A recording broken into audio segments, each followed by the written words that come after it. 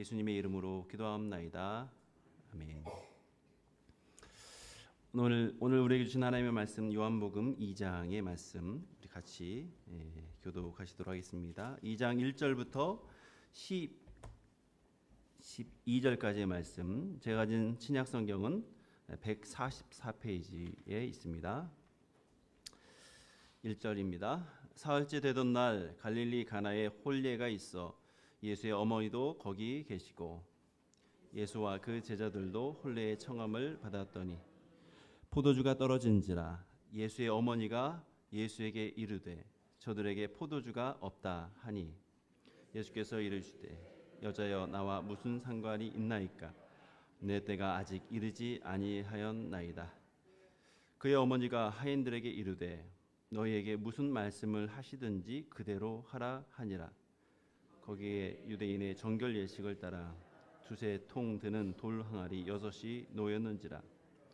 예수께서 그들에게 이르시되 항아리에 물을 채우라 하신즉 아기까지 채우니 이제는 떠서 연회장에게 갖다 주라 하심에 갖다 주었더니 연회장은 물로 된 포도주를 맛보고도 어디서 났는지 알지 못하되 물 떠온 하인들은 알더라.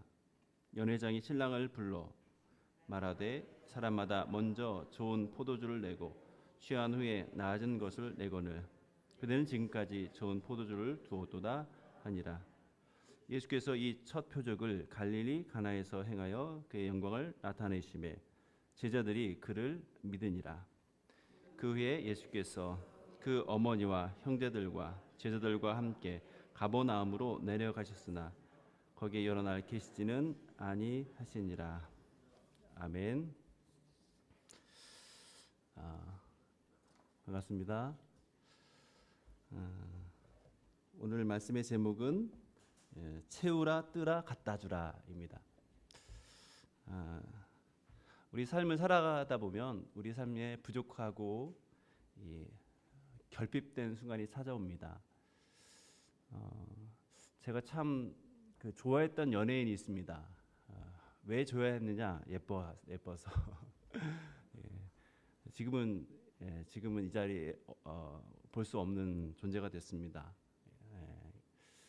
최진실이라는 그런 탤런트입니다. 저는 이제 어릴 때 그분의 이제 책받침을 구경하는 그런 시대에 살았던 사람인데, 그분이 이제 갑자기 이제 죽음으로써 그의 삶을 종결할 때 어떻게 저렇게 대단한 인기를 가지고 있는 스타가 어떻게 저렇게 스스로 생을 마감할까 그런 생각을 했습니다. 참 충격이었죠. 저렇게 예쁘고 인기 많아도 저렇게 힘들구나. 그런데 그 이후로 많은 이 연예인들이 스타들이 죽어가는 것을 보게 됩니다. 최근에도 우리가 잘 아는 그런 연예인들이 목숨을 끊는 그런 일들을 보게 되는 것이죠. 왜 그럴까? 제가 궁극적으로 생각해봤는데 아마도 그들 안에 지금의 힘듦을 해소할 방법이 없다는 이런 절망 때문에, 그 우울 때문에 뭔가 그 소망이 될 만한 존재를, 어떤 방식을 찾지 못했기 때문에 그들이 이렇게 좀 안타까운 죽음을 선택했지 않을까 싶습니다. 사실 그분들뿐만 아니라 우리도 여전히 채워지지 않는 그런 빈 공간을 가지고 살아가는 분들도 있습니다. 경제적인 어려움, 사실 좀 잘 얘기하기 좀 어려운 부분이죠. 가정에서의 갈등도 그렇습니다. 직장에서의 여러 가지 관계 어려움, 특별히 이제 연세 드시면 또 건강의 상의 어려움, 뿐만 아니라 여러 가지 정서적인 메마름 때문에, 마음의 문제 때문에 힘든 분도 참 많이 있을 수 있습니다. 뭔가 부족하고 더 이상 기쁨이 없고 삶의 활력이 사라진 그런 경험, 그런 경험 하지 않기를 원하지만 그런 경험 한 번쯤 해봤을 것입니다. 오늘 우리가 살펴볼 본문은 그런 부족함 가운데, 그 순간 가운데 일어난 놀라운 주님의 이야기입니다. 요한복음 2장에 기록된 가나 혼인잔치 이야기는 단순한 기적 이야기로 치부될 수 없습니다. 왜냐하면 요한이 기록할 때 예수님께서 친히 말씀하신 대로 표적이라고 부른 사건이기 때문입니다. 표적이란 무엇일까요? 단순한 어떤 기적이 아니라 예수님이 누구신가를 알리고자 하는 징표, 그것이 표적입니다. 마치 도로의 표지판이 우리에게 방향을 알리듯이 이 예수님의 표적을 통해서 우리가 따라야 될 예수님이 어떤 분이신지를 아주 명확하게 알려주는 영적 표지판과 같은 것이죠. 이렇게 주님의 표적은 하나님 나라의 본질을 알게 되고 그 하나님 나라의 본질을 이 땅 가운데 우리는 교회라는 이름으로 함께 살아가게 되는데 그 본질을 깨닫게 하는 영적 표지판이기 때문에 이 표적은 매우 중요합니다. 그래서 요한복음에는 7가지 표적이 나와 있습니다. 이 표적을 통해서 예수님이 누구신지를 계속 알려주시는데 오늘 그 첫 번째 표적, 그것이 바로 오늘 우리가 다룰 그런 내용입니다.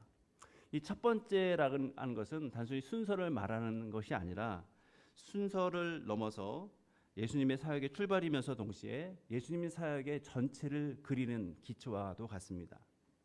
물이 포도주로 변하는 이 놀라운 사건을 통해서 우리는 예수님이 어떤 분이신지 그 예수님을 우리가 바라고 믿고 순종하면 우리에게 어떤 삶이 나타나는지에 대해서 우리는 발견하게 되는 거죠. 그런데 이것이 우리에게 소망이 되는 것입니다. 예수님이 누구신지를 알면 우리는 소망의 사람이 된다라는 것을 우리가 명심하셔야 됩니다. 오늘 특별히 주목해야 될 점은 이 말씀을 통해서 발견하게 될 3가지 중요한 진리입니다. 첫 번째로는 예수님은 우리 일상과 필요의 순간에 함께 하시는 분이시다라고 하는 점입니다. 두 번째로는 예수님은 우리의 순종을 통해서 놀라운 변화를 일으키신 분이시다라는 점입니다. 세 번째로는 예수님은 우리의 기대를 뛰어넘는 영광과 은혜를 보여주시는 분이라는 사실입니다. 오늘 이 시간 이 내용을 제가 여러분에게 말씀드릴 텐데 성령께서 이곳에 있는 모든 분들의 마음을 여셔서 예수님이 누구신지를 더 깊이 알고 나아가서 그분이 행하시는 그 크고 깊은 그 변화의 능력을 우리 삶 가운데서 얻어서 변화된 삶, 소망이 가득한 그런 우리의 신앙 여정이 되기를 소망합니다. 자, 첫 번째 보면 예수님이 우리의 필요한 시간에 예수님이 찾아오시는 함께 하시는 그 예수님에 대해서 우리가 볼 수 있습니다. 그것이 1절입니다. 사흘째 되던 날에 갈릴리 가나에 혼인잔치가 있습니다. 거기에 예수님의 어머니, 육신의 어머니도 계시고 예수님과 그 제자들도 혼인잔치 청함을 받게 됩니다. 예수님의 첫 번째 표적은 어디서 일어났습니까?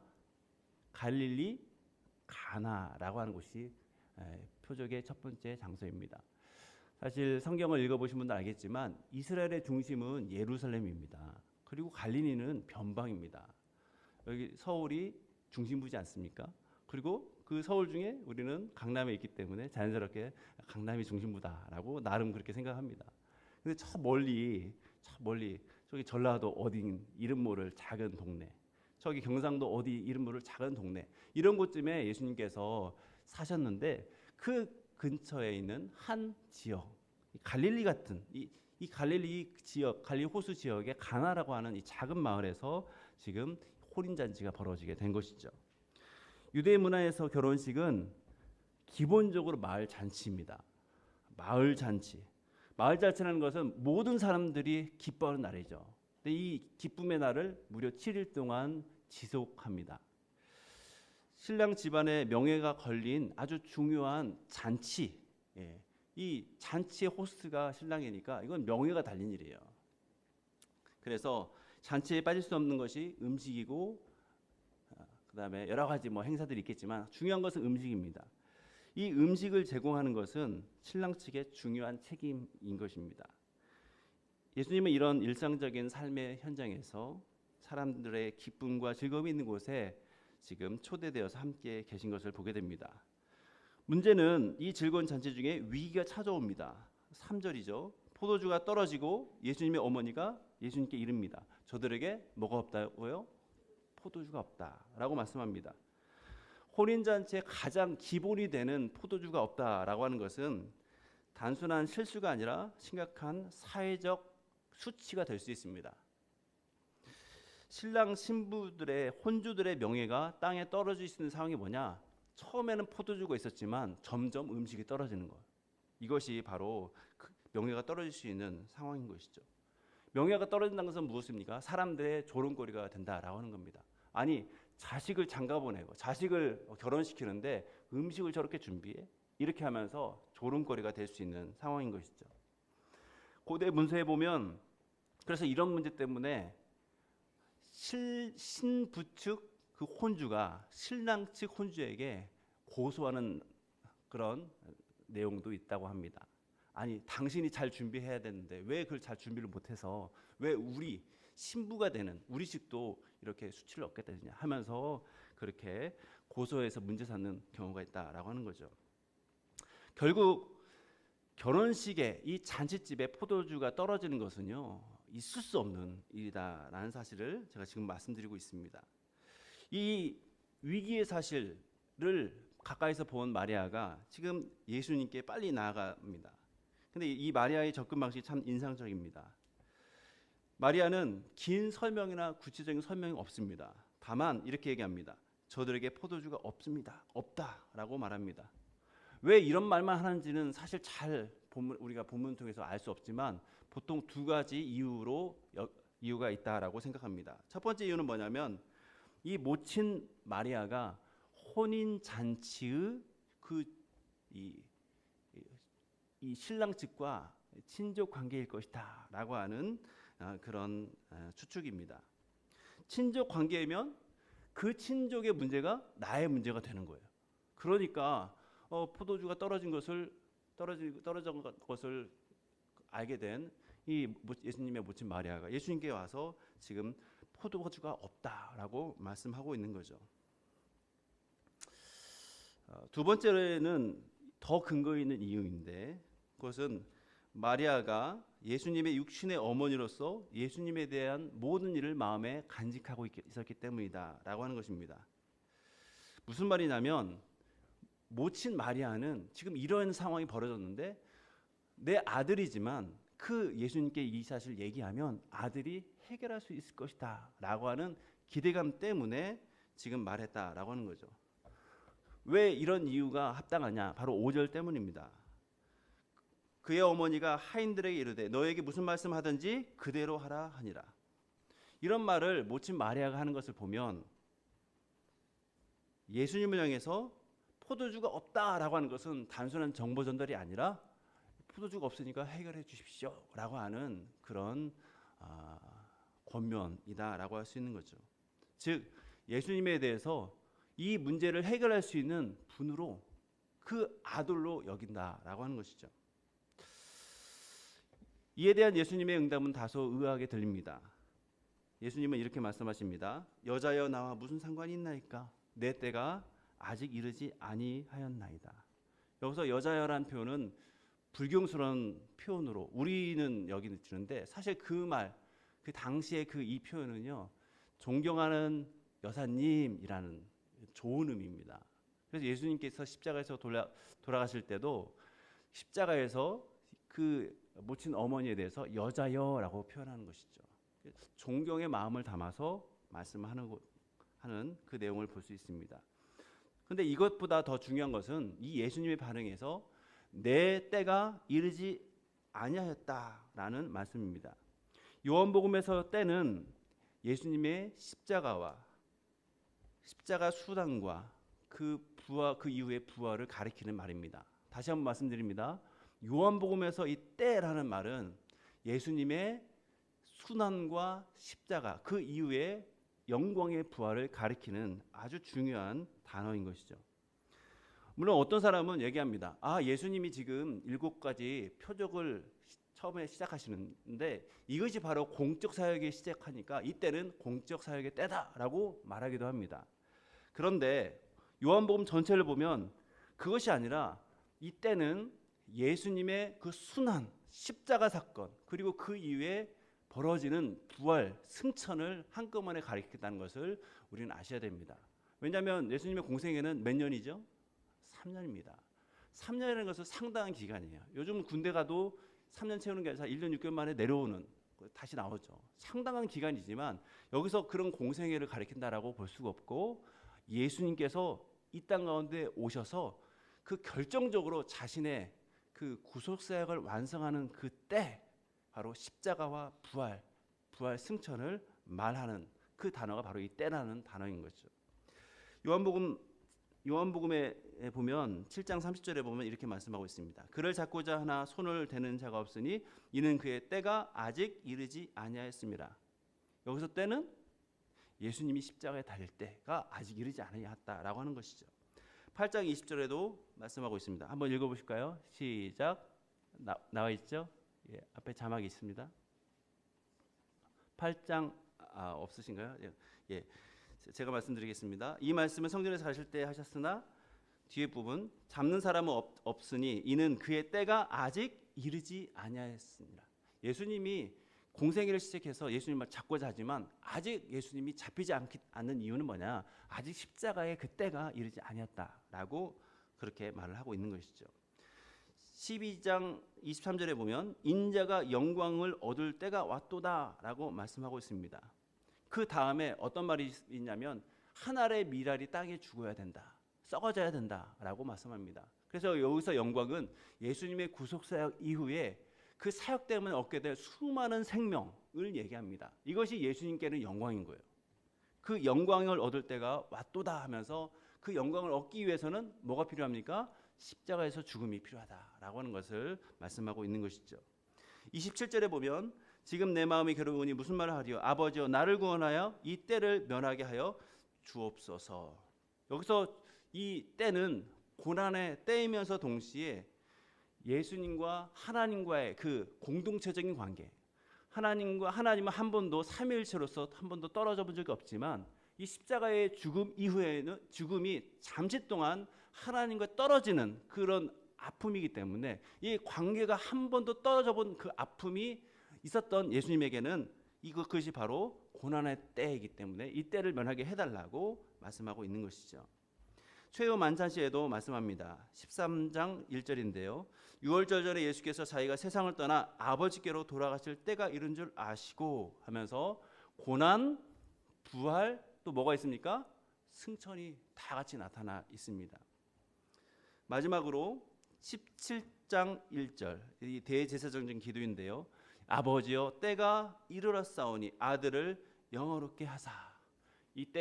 이때는 십자가를 통해서 영화롭게 하나님의 구속사역을 완성하는 그 일을 말씀하고 있는 것이죠.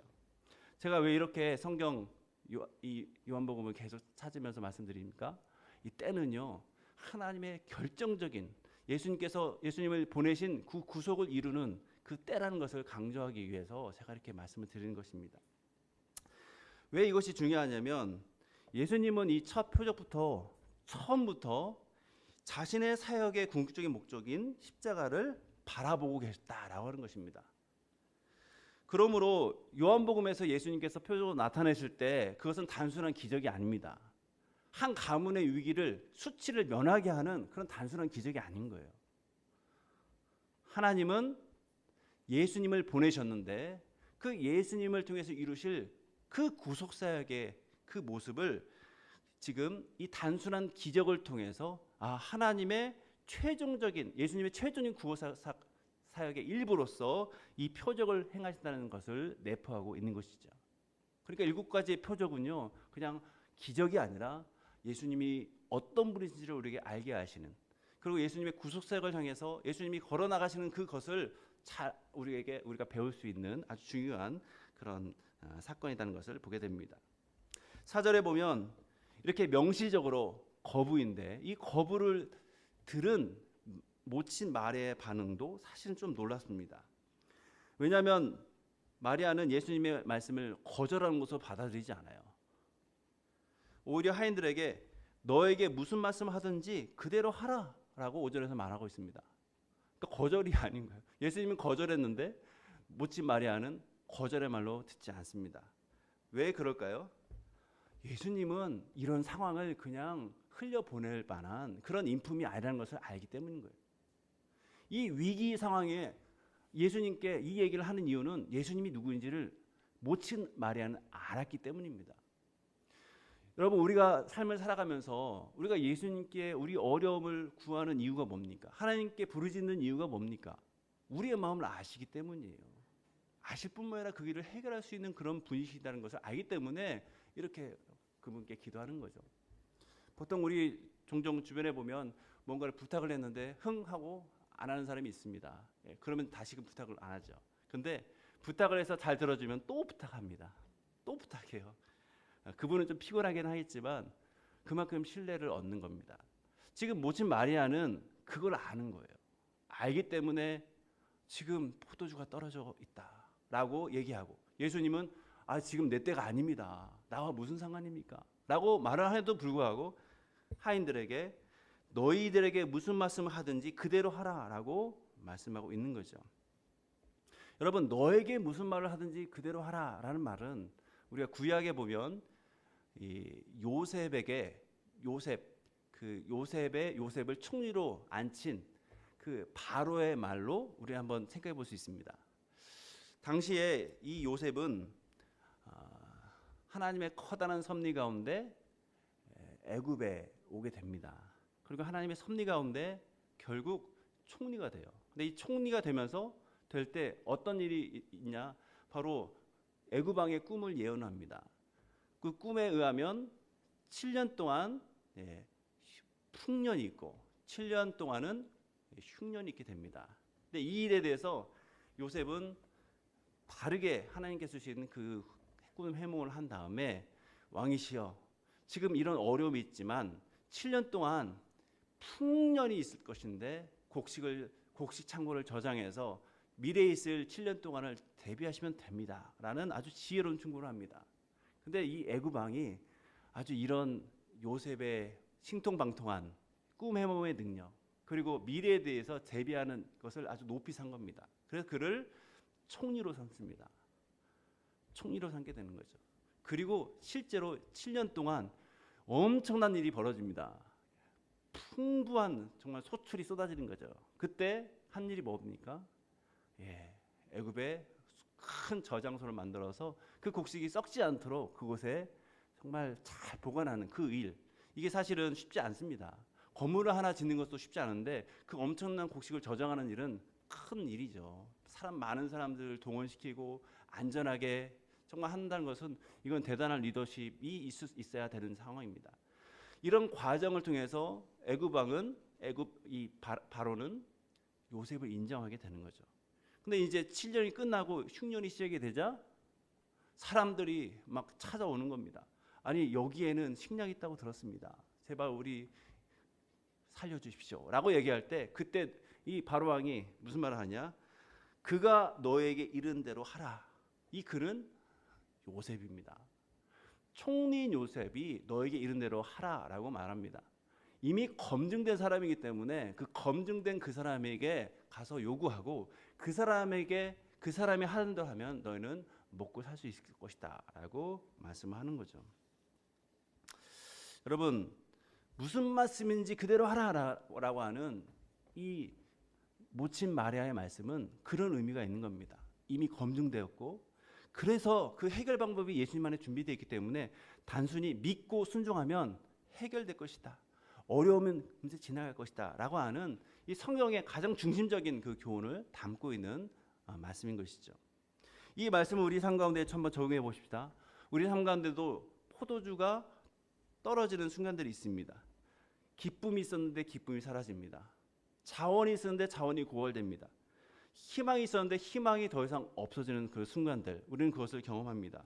그럴 때 우리는 어떻게 반응합니까? 포도주가 떨어지는 것을 듣고 마리아가 행한 방식, 단순한 미봉책이 아니라 가장 근본적인 방식인 예수님, 그 예수님을 소개하고 그분이 말씀하신 대로 하라라고 하는 이 말씀, 여러분, 이것을 우리가 기억하셔야 됩니다. 이것이 예수님을 경험하는 믿음의 방식, 순종의 방식이라는 사실을 기억하셔야 됩니다. 사랑하는 여러분, 예수님께 나아가시길 바랍니다. 그리고 예수님께 나아갈 때 솔직히 우리의 결핍을 그냥 쏟아내시면 됩니다. 주님, 저에게는 포도주가 없습니다. 기쁨이 없습니다. 평안이 없습니다. 지혜가 없습니다. 여러분, 우리의 그 결핍에 대한 정직한 고백은 하나님을 만나는 놀라운 여정의 시작점이 됩니다. 사실 누구도 완전하게 주님을 알면서 주님을 찾지는 않습니다. 우리 영혼의 궁핍과 삶의 불안함 가운데서 우리는 하나님을 찾고 하나님을 갈구하게 됩니다. 이렇게 가난한 마음, 가난한 심령이 될 때 우리는 비로소 주님이 예비하신 정말 참된 복이신 주님을 만날 수 있는 그 계기가 되는 것이죠. 우리의 필요와 부족함이 드러나는 순간은 그래서 수치스러운 순간이 될 수 없습니다. 오히려 이때야말로 예수님의 능력, 예수님의 영광, 예수님의 그 놀라우심을 경험할 수 있는 아주 특별한 기회가 됩니다. 우리의 연약함이 하나님의 강함을 경험할 수 있는 귀한 계기가 되는 것이죠. 그러므로 우리는 이것을 믿으셔야 됩니다. 우리의 결핍, 우리의 필요가 있을 때 이것이야말로 주님을 더 주님에 대한 경험을 극대화할 수 있는 기회다라는 사실을 믿으셔야 됩니다. 우리의 삶에 무엇이 부족합니까? 그 부족함을 주님께 그냥 솔직히 아뢰시면 주님께서는 채우실 것입니다. 포도주가 무엇이든 그것은 우리에게 떨어진 포도주가 무엇이든 그것은 주님께 아뢰면, 그리고 마리아의 말처럼 무슨 말을 하시든지 그대로 하라 라고 하는 순종의 자세를 가지고 주님 앞에 나아가면 오히려 하나님을 만날 수 있는 큰 은혜의 자리가 되는 것이죠. 이제 두 번째로 우리의 필요를 주님께 가져간 이후에 어떻게 주님께서 우리 순종을 통해서 역사하는지 우리가 살펴보도록 하겠습니다. 6절에서 8절은 이 기적이 일어나는 과정을 아주 세밀하게 묘사하는 내용인데요. 우리 한번 6절에서 8절 우리 같이 읽도록 하겠습니다. 거기에 유대인의 정결 예식을 따라 두세 통 드는 돌 항아리 6이 놓이는지라. 예수께서 그들에게 이르시되 항아리에 물을 채우라 하신즉 아귀까지 채우니 이제는 떠서 연회장에게 갖다 주라 하심에 갖다 주었더니. 아멘. 이 장면에서 우리는 몇 가지 중요한 상징물을 발견하게 됩니다. 먼저 돌 항아리입니다.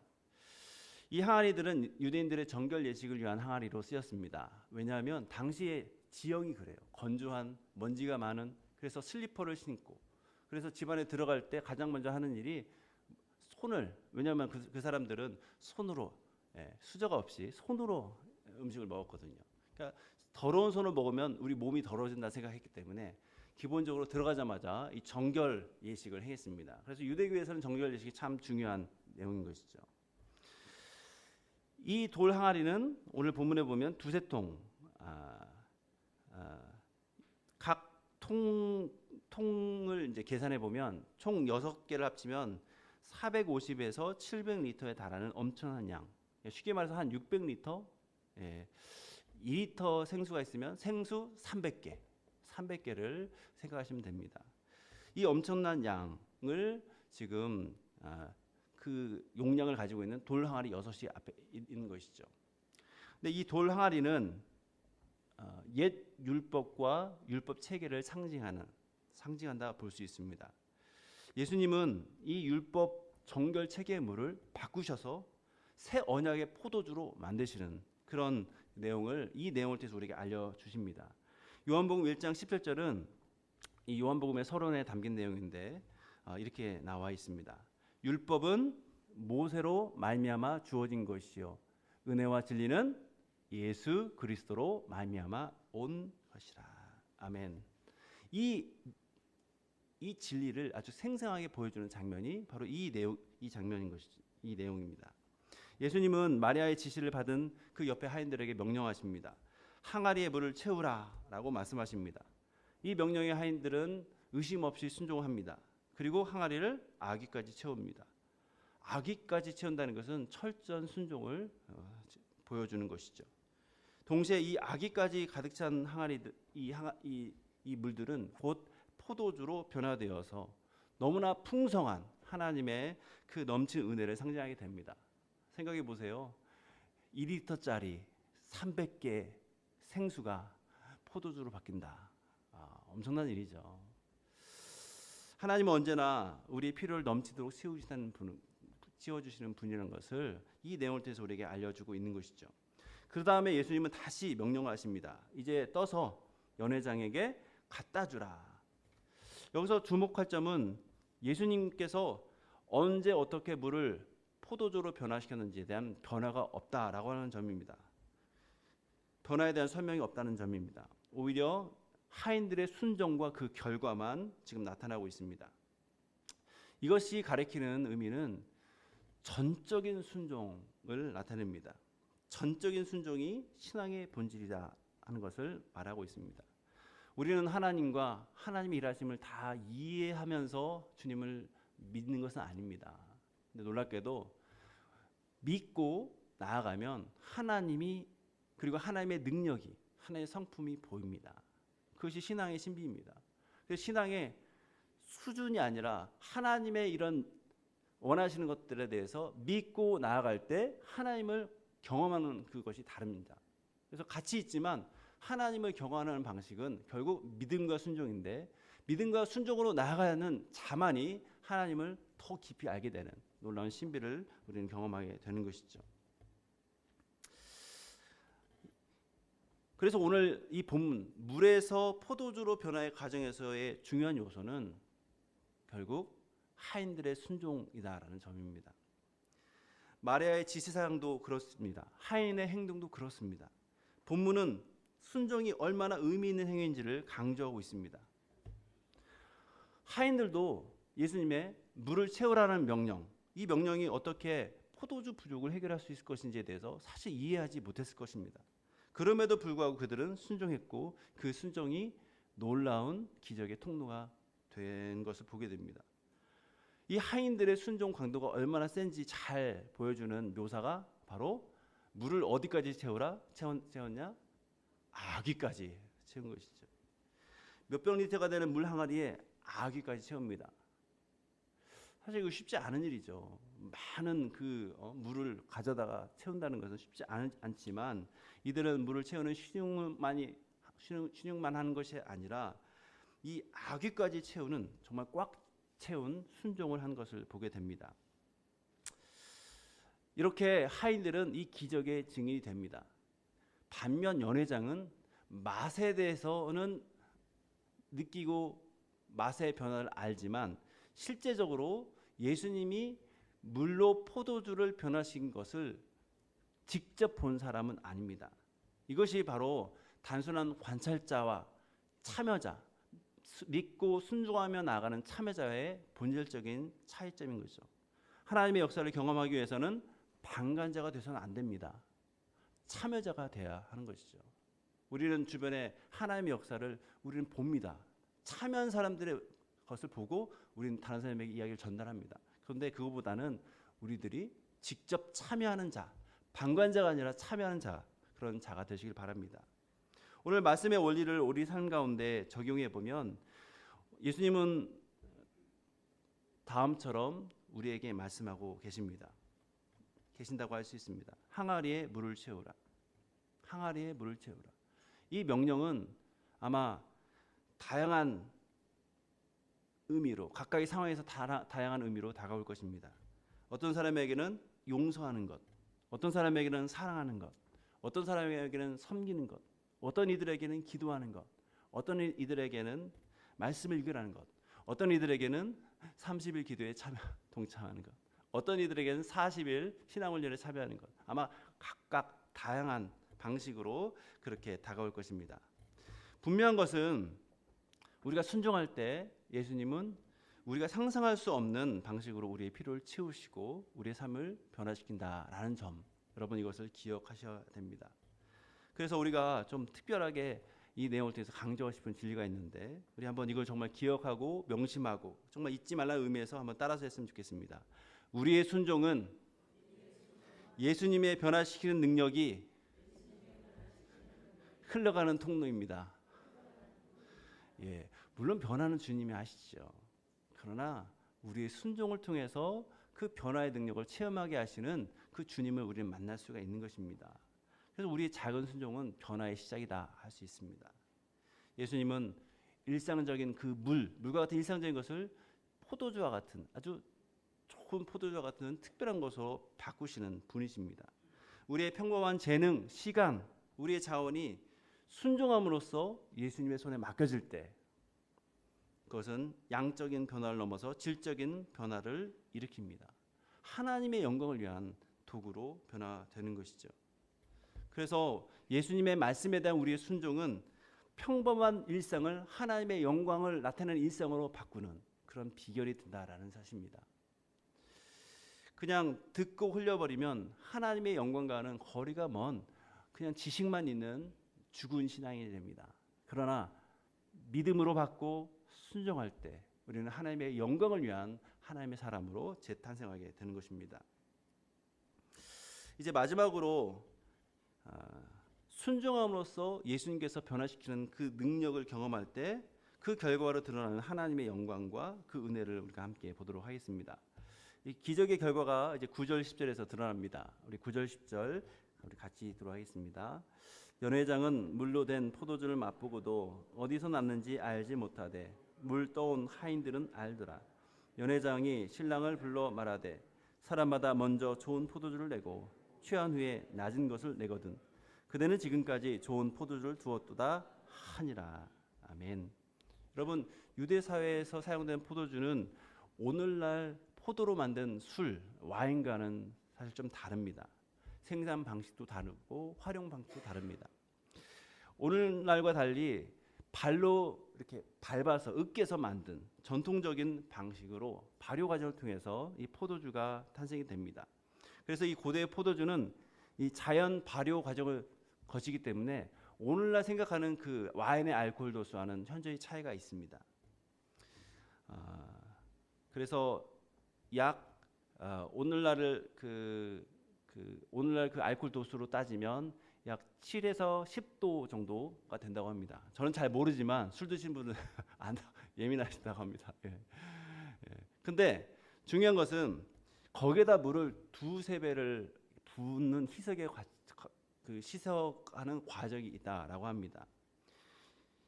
희석시키지 않은 포도주는 독주라고 간주가 되어서 일상적인 생활에서 사용되지 않고 치료를 위해서 어떤 특별한 때 그런 때에 쓰는 또는 어떤 특별한 목적을 위해서 그렇게 사용되는 그러니까 포도주여도 희석되지 않은 포도주는 독주로 여겨져서 일상생활에서는 잘 사용되지 않지만 두세 배를 희석한 포도주는 고대의 포도주는 일상생활에서 우리 잔치의 즐거움, 일상생활의 즐거움을 위한 아주 좋은 좋은 음료가 된다라고 합니다.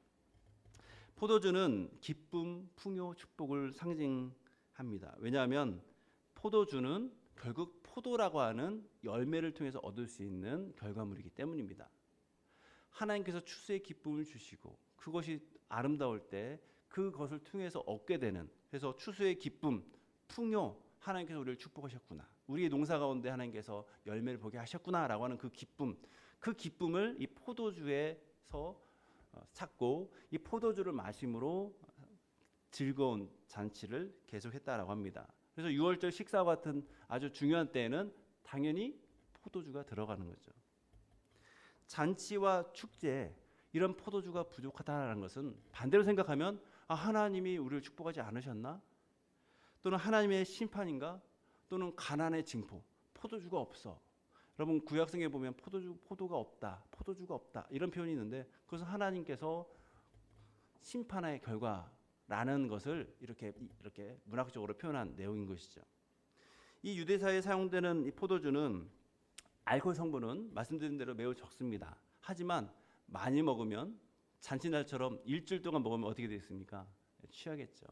그래서 일반적으로 처음에는 질 좋은 포도주를 내지만 취한 다음에는 싹 바꿔가지고 질 안 좋은 포도주를 냈다라고 합니다. 중요한 것은 그때에도 포도주가 떨어져서는 안 되는 거죠. 포도주는 이 잔치에는 꼭 필요한 것입니다. 8절에 보면 예수님은 이 결례 항아리에 있던 뒤바뀐 포도주를 이 연회장에게 갖다 주라 하십니다. 연회장은 이 당시에 잔치에 음료를 테스트하는 사람, 음료를 공급하는 것을 허가하는 사람입니다. 그 품질을 확인하는 일을 하는 사람이 연회장입니다. 왜냐하면 잔치에 왔는데 좋은 맛을 내는 것을 내야 되는데 그렇지 않고 이 상품이 아닌 아주 하품의 그 질을 내면 결국 그 연애 그 잔치의 그 주도자 뭐 신랑의 부모님들이나 신랑 측의 이 명예가 떨어지기 때문인 것이죠. 변화된 포도주를 먼저 맛본 연회장의 이 반응이 매우 흥미롭습니다. 그는 이 포도주가 어디서 왔는지는 잘 모릅니다. 하지만 그 품질의 놀라움을 표현합니다. 그러면서 처음에는 보통 좋은 포도주를 내고 나중에 안 좋은 질 낮은 포도주를 내는데 왜 이 포도주는 지금까지 이렇게 맛있냐라고 말을 하고 있는 거죠. 여기서 우리는 하나님 나라의 중요한 원리를 발견하게 됩니다. 무슨 말이냐? 연회장의 이 놀라움은 세상 방식과 하나님 나라의 방식이 너무나 다르다는 것을 우리에게 잘 알려주고 있다라고 하는 것이죠. 세상의 방식은요, 처음에 좋은 것을 줍니다. 좋은 것으로 꼬드겨요. 아, 이거 하면 좋아. 그러나 나중에는 어떻게 됩니까? 질이 점점 떨어지는 거죠. 이것이 바로 세상의 패턴이고 죄의 패턴과 유사합니다. 사람들이 처음에는 술을 좋아합니다. 그러다가 술에 빠집니다. 중독이 됩니다. 그러면 그 삶 자체가 파탄이 나는 거죠. 우리 주위에 그런 사람들 많이 봅니다. 처음에는 달콤해 보이지만 그러나 나중에는 쓰디쓴 결과를 가져오는 것. 이것이 바로 죄의 패턴인 것이죠. 그렇지만 하나님의 방식은 정반대입니다. 하나님은 언제나 가장 좋은 것을 마지막에 주신다라고 하는 것입니다. 그래서 우리 성도의 삶은 처음보다 나중이 더 좋습니다. 여러분 믿으십니까? 지금보다 더 좋은 삶, 그것이 우리에게 약속된 삶인 것이죠. 그래서 잠언은 이 지혜를 이렇게 말합니다. 은혜의 길은 돋는 햇빛 같아서 점점 빛나서 원만한 광명에 이른다. 돋는 햇빛은 뭐냐면 동쪽에서 해가 뜨는 거예요. 의인의 길은 동쪽에서 뜨는 태양처럼 너무너무 밝아진다라고 하는 것을 이야기합니다. 그래서 성경에서 동쪽은요 좋은 곳이에요. 하나님께서 큰 광명으로 인도하는, 그리고 하나님께서 시작하시는 아주 좋은 곳, 그것이 바로 동쪽입니다. 은혜의 길은 그 동쪽에서 돋는 햇빛 같다라고 이야기를 하는 것이죠.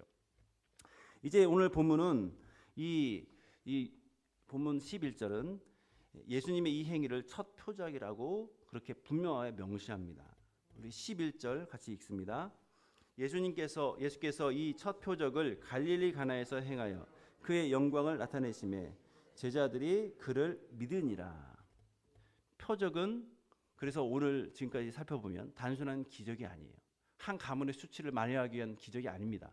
그것은 예수님의 신성, 예수님의 메시아, 예수님의 구속 사역을 나타내기 위한 표징이다라고 하는 거죠. 이 표적을 통해서 예수님의 영광을 드러내시는 것이죠. 요한복음 서론 우리가 살펴봤듯이 1장 14절에 이렇게 말씀하고 있습니다. 말씀이 육신이 되어 우리 가운데 거하심에 우리가 그 영광을 보니 아버지의 독생자의 영광이요 은혜와 진리가 충만하더라. 이렇게 말씀하고 있습니다. 이 첫 번째 표적은 예수님의 영광이 얼마나 구체적으로 드러나고 있는지를 잘 보여주고 있는 표적입니다. 예수님의 영광은 필요한 자에게는 은혜를 베푸십니다. 기대 이상의 축복을 주십니다. 평범한 것을 특별한 것으로 바꾸시는 그런 방식으로 예수님의 영광이 나타나는 것을 보게 됩니다. 그리고 이 영광을 목도한 제자들의 반응도 주목할 만합니다. 제자들은 예수님을 믿으니라. 이것이 모든 표적의 궁극적인 목적인 것을 여러분 기억하셔야 됩니다. 요한복음 20장 맨 뒤에 보면 이 책을 기록한 그 이유에 대해서 말합니다. 제가 읽겠습니다. 우리 같이 한번 읽겠습니다. 시작. 예수께서 제자들 앞에서 이 책에 기록하지 아니한 다른 표적도 많이 행하셨으나 오직 이것을 기록함은 너희로 예수께서 하나님의 아들 그리스도이심을 믿게 하려 함이요 또 너희로 믿고 그 이름을 힘입어 생명을 얻게 하려 함이니라. 이 표적의 목적은 믿게 함, 믿어서 우리에게 예수 그리스도 안에 있는 생명을 얻게 하기 위함이다라는 것을 아주 분명하게 이야기합니다.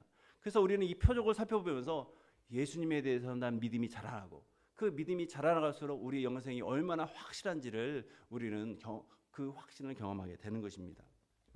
요한복음에 나타난 이 표적, 이 표적은 결국 예수님은 이 세상의 방식을 뒤엎으시고 가장 좋은 것을 마지막에 베푸시는 그런 하나님의 놀라운 은혜를 나타내신 분이시다는 것을 우리에게 알려주고 있습니다. 그리고 이 표적은 그분의 영광을 나타내지만 그러나 그 영광만이 끝나는 것이 아니라 우리를 믿음으로 초청하십니다. 믿음으로 초청하셔서 예수님을 알게 하시고 예수님 안에 있는 참된 구원을 맛보도록 하시는 거죠. 그래서 우리는 이 표적을 통해서 이 기적을 통해서 하나님의 보내신 독생자 그분의 영광을 맛봐야 되고 그분의 인격을 마음에 품어야 되는 것입니다. 이렇게 우리는 이 첫 번째 표적을 살펴봤습니다. 어디에서 벌어진 첫 번째 표적입니까? 가나 혼인 잔치입니다. 여기서 우리는 예수님의 인재와 능력 그리고 영광에 대해서 살펴봤습니다. 오늘 이 말씀 정리해 보면 예수님은 우리 삶의 일상적인 물을 생명의 포도주로 변화시키는 분이시다라는 사실입니다. 예수님은 우리의 필요와 결핍의 순간에 찾아오시는 분이시다라는 사실입니다. 그리고 우리의 순종을 통해서 놀라운 변화를 일으키시고 우리의 기대를 뛰어넘는 영광과 은혜를 나타내는 분이십니다.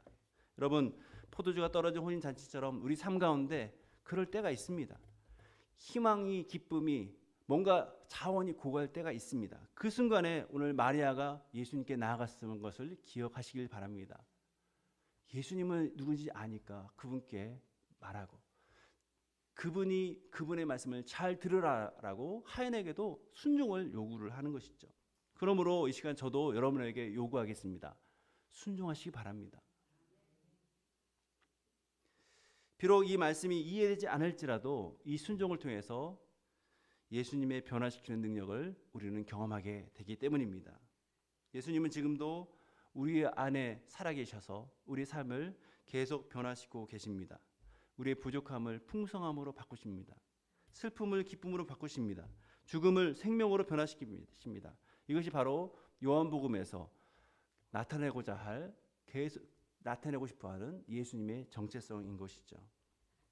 오늘 말씀을 듣고 집으로 돌아갈 때 반드시 기억해야 될 한 가지 문장이 있다면 바로 이것입니다. 저를 따라서 하겠습니다. 무슨 말씀을 하시든지 그대로 하라. 이것이 하나님의 변화를 경험하는 열쇠이기 때문입니다. 예수님은 항상 우리를 통해서 하나님의 놀라운 변화를 우리가 경험하기를 원하십니다. 그 열쇠인 순종을 마음에 간직하시고 언제든지 주님 말씀하시면 예 순종하겠습니다 라는 순종의 태도, 그 태도를 다시 한번 점검하는 우리 이 시간 이후에 기도의 시간이 되기를 바랍니다. 기도하겠습니다. 하늘에 계신 아버지 하나님, 오늘 가나 혼인잔치의 말씀을 통해서 예수님이 누구신지 그리고 그분이 우리 삶 가운데 어떤 변화를 가져오실 수 있는지를 보여주시니 감사합니다. 우리의 부족함과 필요가 드러난 순간마다 그것을 부끄럽게 여기지 말고 그것을 아시고 채우시고 마침내 이루실 그 예수님을 초청하는 저희가 되길 원합니다. 그래서 예수님의 능력을 경험하고 예수님 안에 있는 커다란 우리가 생각할 수 없는 그 영광을 경험하는 기회로 삼게 하여 주옵소서. 주님, 우리가 주님의 말씀에 온전히 순종함으로써 그 놀라운 변화를 경험할 수 있도록 주님 우리에게 은혜를 베풀어 주옵소서. 그래서 우리가 예수님 안에 있는 영광을 보고 그 모든 영광 하나님께 영광 올려드릴 수 있도록 하게 하여 주옵소서. 예수님의 이름으로 기도하옵나이다.